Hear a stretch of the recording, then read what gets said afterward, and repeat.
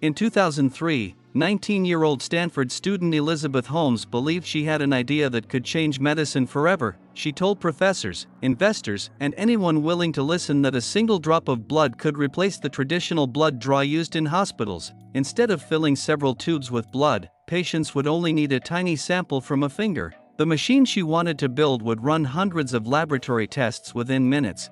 The idea sounded almost impossible, but if it worked, it would save lives, reduce costs, and completely transform healthcare. Holmes left Stanford before finishing her degree and founded a company called Theranos. She was only 19 years old. Most startup founders would have struggled to convince anyone to trust them, but Holmes had something that attracted attention. She spoke with complete confidence. She presented herself as someone with a mission instead of someone chasing money. She often said that millions of people were afraid of needles and avoided important medical tests. She wanted to solve that problem. People loved the story. As the company grew, Holmes carefully created her public image. She wore the same black turtleneck almost every day. Many people compared her to Steve Jobs. She lowered the tone of her voice during interviews. She appeared calm, confident, and completely focused. Newspapers and television networks called her one of the most promising entrepreneurs in America. Magazines placed her on their covers. Investors rushed to meet her. Everyone wanted to be part of what looked like the next billion-dollar success. Money started pouring into Theranos. Wealthy families invested, famous business leaders invested, powerful politicians supported the company, former government officials and military leaders joined the board of directors. Their names gave the company enormous credibility. Many investors believed that if so many respected people trusted Holmes, the technology must already be working. Very few people asked to see real scientific proof. The company introduced a small device that it claimed could perform hundreds of blood tests using only a few drops of blood. Holmes described it as the future of medicine. She promised that diseases like cancer and diabetes could be detected earlier than ever before. She said patients would receive results quickly without painful blood draws. The promises sounded so exciting that many people stopped asking difficult questions. They simply wanted the dream to become reality.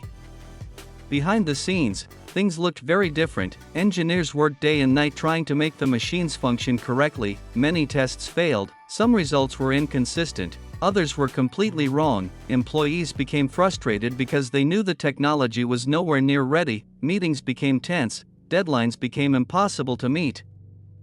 Every time someone reported a serious problem, they were told to keep working and stay quiet. Theranos operated under extreme secrecy. Employees were separated into different teams. One group often had no idea what another group was doing. People were told not to discuss their work with co-workers. Access to information was tightly controlled. Holmes believed secrecy protected company secrets from competitors, but some employees began to feel it also prevented anyone from seeing the full picture. Several scientists questioned whether the machines could actually perform the number of tests the company claimed. Instead of answering every concern publicly, Theranos continued announcing new partnerships and attracting new investors. Every successful announcement increased the company's value. Newspapers described Holmes as the youngest self-made female billionaire in the world. According to those estimates, her personal fortune reached billions of dollars. Yet almost nobody outside the company had independently verified that the technology could truly do what she promised.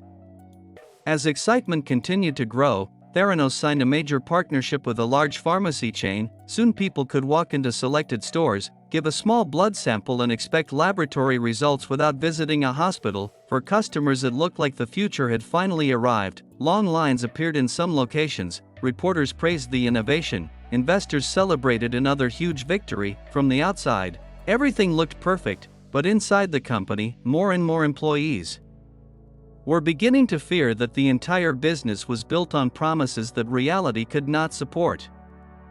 Inside the laboratories, pressure became unbearable. Employees were expected to achieve results that the technology simply could not deliver. Many engineers spent months trying to fix the machines. Every improvement solved one problem but revealed several new ones. Deadlines continued to pass. Investors expected progress. The company continued making bold public promises, but inside the building many workers knew they were falling further behind.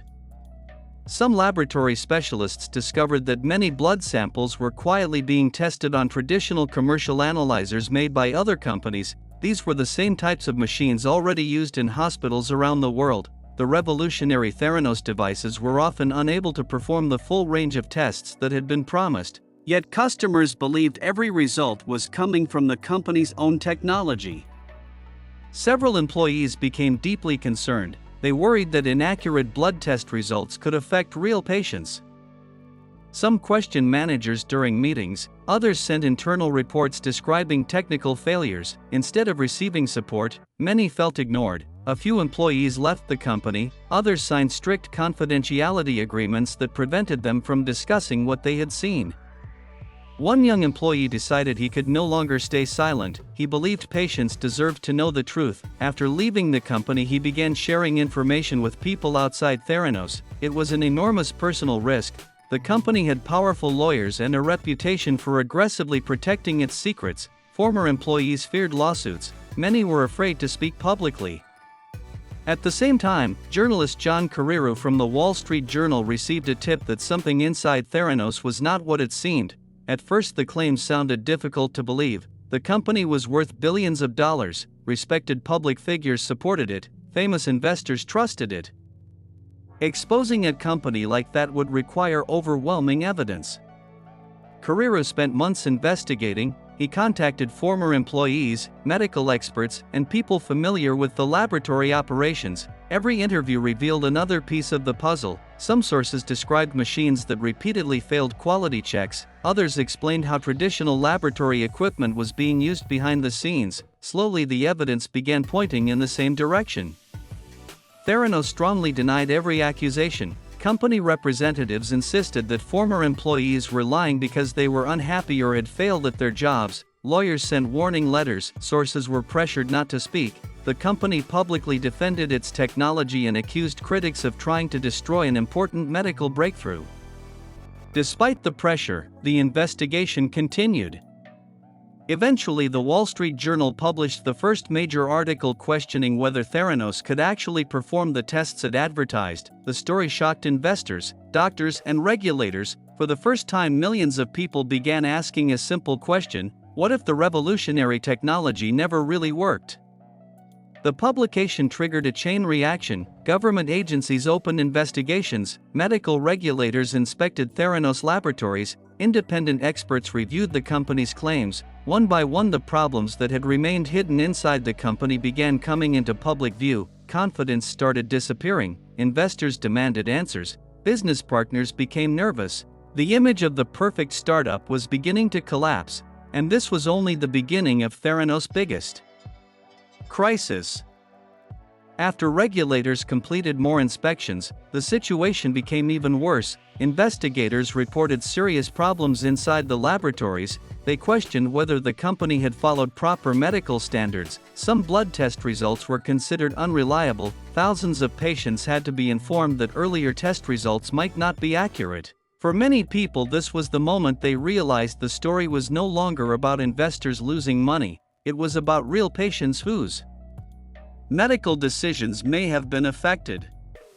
Business partners reacted quickly. Pharmacies that had proudly offered Theranos testing began shutting down their programs. Contracts were canceled. Investors who had once competed to invest now wanted explanations. The company that had been celebrated as the future of medicine suddenly found itself fighting for survival. Elizabeth Holmes continued insisting that Theranos could still succeed. During interviews, she defended the company and said mistakes would be corrected. She argued that every breakthrough technology faced obstacles. Some loyal supporters believed her, but many others were no longer convinced. Every new investigation revealed more unanswered questions. The financial damage became impossible to hide. The company had raised hundreds of millions of dollars from investors who believed they were funding a revolutionary medical breakthrough. As confidence disappeared, the value of Theranos collapsed. The startup that had once been valued at around $9 billion rapidly became almost worthless. Employees lost their jobs, laboratories closed, projects stopped. Years of ambitious promises were falling apart. Federal investigators continued collecting evidence. They interviewed former employees, reviewed internal documents, and examined what investors had been told while raising money. Prosecutors argued that Holmes and former company president Ramesh Balwani had knowingly misled investors about the company's technology and business performance. Both denied intentionally deceiving anyone and maintained that they believed the company would eventually succeed.